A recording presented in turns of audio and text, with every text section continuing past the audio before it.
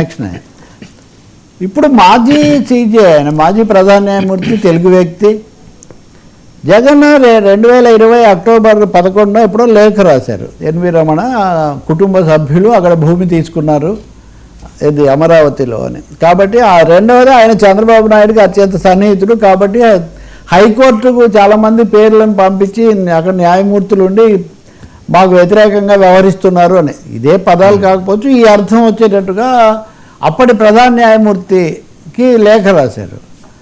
రాసిన తర్వాత ఏమైంది, అప్పుడు జస్టిస్ ఎన్వి రమణ ప్రధాన న్యాయమూర్తి కాబోతున్న సమయంలో ఈ లేఖ జగన్ రాశారు.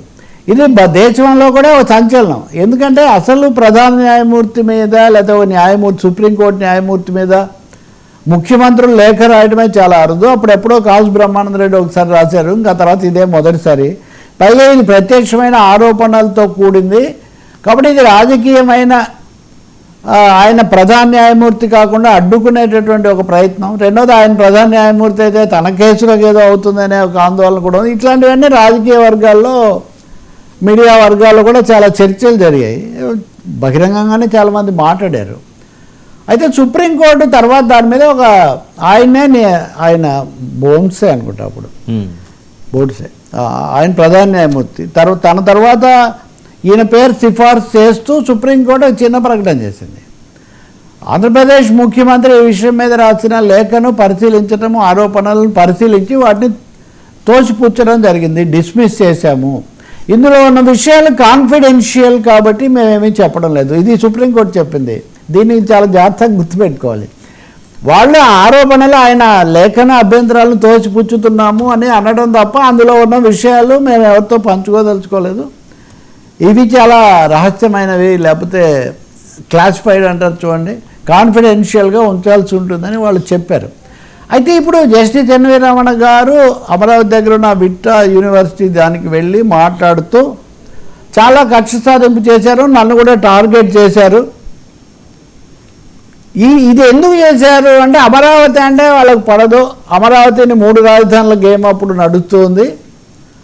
రెండోది నేను కూడా అమరావతి మా న్యాయ వ్యవస్థ కూడా వీళ్ళందరికీ సంఘీభావంగా నిలబడింది. సో నా కుటుంబ సభ్యులను కూడా నా కారణంగా వాళ్ళని కూడా అనవసరమైన కేసులు పెట్టి వేధించారు, దీంట్లో పెట్టారు అన్నది ఆయన అక్కడ చేసిన ఆరోపణ. నిజానికి ఒక మాజీ ప్రధాన న్యాయమూర్తి ఓ మాజీ ముఖ్యమంత్రి మీద, నిజానికి అప్పుడు పదవిలో ఉన్న ముఖ్యమంత్రి మీద అది చేశారని ఆరోపించడం ఇది కూడా ఒక పెద్ద విషయమే. రెండోది సుప్రీంకోర్టు ఏమో అవి కాన్ఫిడెన్షియల్ ఉంది అని ఆయన ప్రధాన న్యాయమూర్తిగా చేశారు. ఇప్పుడు ఆయన చెప్తున్నారు నా మీద కక్ష సాధింపు అంటే ఒకటి తప్పకుండా వ్యక్తులుగా ఎవరైనా ఆరోపణలు చేయొచ్చు, కానీ అమరావతి ఉద్యమంతో ఈ ముడిపడి అమరావతి కోసం ఇది చేశారు. అలాగే రైతులు అప్పుడు నిలబడినందువల్ల అయింది, రైతులను ఎవరూ బలపరచలేదు, అనేక మంది రాజకీయ కార్యకర్తలు వెనకాడినప్పుడు మేము మా న్యాయ వ్యవస్థ దీనికోసం గట్టిగా నిలబడ్డాయి అని ఆయన చెప్తున్నారు. అంటే ఇక్కడ 3 అంశాలు వస్తున్నాయి. ఒకటి ఆరోపణలు, అవి వ్యక్తిగతమైనవి లేకపోతే కుటుంబానికి సంబంధించినవి, న్యాయస్థానం వాటిని తోచిపుచ్చాక అవి అయిపోయాయి. రెండవది వ్యక్తిగతంగా ప్రత్యేకమైన కక్ష సాధింపు. మూడవదేమో అమరావతికి కారణంగా అంటే న్యాయమూర్తులు సాధారణంగా కోర్టు తన ముందుకు వచ్చిన విషయాల్లో ఒక వైఖరి తీసుకుంటుంది. అందులో ఇటు చెప్పినా అటు చెప్పినా వాళ్ళకేమీ ఒకవైపు ఉండేటటువంటి అవకాశం లేదు. ఇక్కడ ఇంకొక అతి ముఖ్యమైన విషయం అంటే ఇంకా అమరావతి రాజధాని సమస్య పూర్తిగా పరిష్కారం కాలేదు.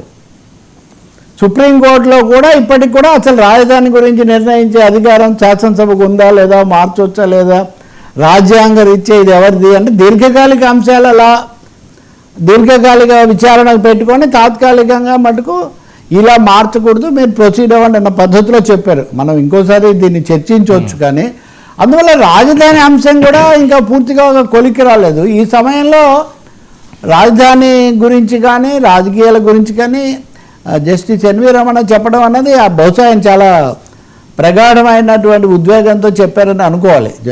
ఎక్స్ప్రెషన్ గురించి కాదు, కంటెంట్ గురించి నేను అంటున్నా. దీని న్యాయపరమైన ప్రభావం ఎలా ఉంటుంది. రెండవది చాలా ఆశ్చర్యకరంగా ఆయన ఇన్ని చెప్తే జగన్ మీద ఇన్ని చెప్పినా తెలుగుదేశం వాళ్ళు ఆయన బలపరచట్లేదు. ఇది అంటే రాజకీయాలు ఎంత తమాషగా ఉంటుందంటే నేను చూసా, 1-2 ఛానల్స్లో చూసా, తెలుగుదేశం కీలకమైన ఎప్పుడు వాళ్ళ వాయిస్గా ఉండేవాళ్ళు మాట్లాడేవి కూడా చూసా. రమణ గారు ఉన్నప్పుడు ఏం చేశారు? రమణ గారు ఉన్నప్పుడు ఏమైనా జగన్ కేసులు ఏమైనా తేల్చారా? జగన్కి ఏమైనా వేశారా? ఈ పద్ధతిలో. రెండవది, జగన్ ముఖ్యమంత్రిగా ఉన్నప్పుడు ఇక్కడికి వచ్చి సన్మానం చేయించుకున్నారు, ఇక్కడికి వచ్చి స్వాగతం అని ఈ పద్ధతిలో విమర్శలు. అంటే ఇవన్నీ ఒక రాజ్యాంగ వ్యవస్థలు, వాటి కొన్ని పద్ధతులు ఉంటాయి. ముఖ్యమంత్రి మీరున్నా ఇంకొకరున్నా అనేది లేకుండా రమణ గారు చీఫ్ జస్టిస్ కాబట్టి ఉన్న కేసులన్నీ ఏదో ఒక దెబ్బతో కొట్టేస్తారని, లేకపోతే ముఖ్యమంత్రి జగన్మోహన్ రెడ్డి కాబట్టి చీఫ్ జస్టిస్ వచ్చినా కానీ పట్టించుకోకుండా ఉండే పరిస్థితి ఆయనకు ఉంటుంది. ఎందుకని ఇవన్నీ ఎలా ఊహిస్తున్నారు? ఇంత పరిమితమైన స్కోప్లో ఇటు వైసీపీ వాళ్ళైనా అటు టీడీపీ వాళ్ళైనా ఆలోచించడం చాలా ఆశ్చర్యంగా. అంటే ఇంకా ఈ అసహనం పెరిగి ఆయన ఎందుకైతేమీ ఏదో తన లోపల ఉన్న ధామంతో ఆయన వెలుగుచ్చారు. సో చాలా బరువైన విషయం ఇది. నిజం చెప్పాలంటే ఈ చర్చ ఇంతటితో ముగియకపోవచ్చు, ఇక ముందు కూడా ఇది కొనసాగవచ్చు. నాకు తెలిసి ప్రజల కోణంలో చట్టబద్ధంగా రాజ్యాంగబద్ధంగా వెళ్ళాలి తప్ప ఇందులో వ్యక్తిగతమైన అంశాలను వీటిని కలగపులగం చేయాల్సిన అవసరం లేదు.